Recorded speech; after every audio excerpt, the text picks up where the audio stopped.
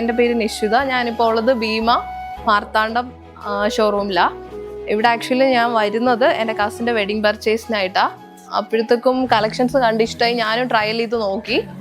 December 13, 14, 15 Bhima jewellery Marthandam 11th anniversary അവർ celebrate ചെയ്യുന്നത്. അതുമായിട്ട് കണക്ട് ചെയ്തിട്ട് അവർ കുറേ ന്യൂ അറൈവൽസും കളക്ഷൻസും ഇവിടെ അവൈലബിൾ ആണ്. ആനിവേഴ്സറി ആഘോഷിക്കുന്ന മാർത്താണ്ഡം ഭീമ ജ്വല്ലറിക്ക് എൻ്റെ എല്ലാവിധ ആശംസകളും നേരുന്നു.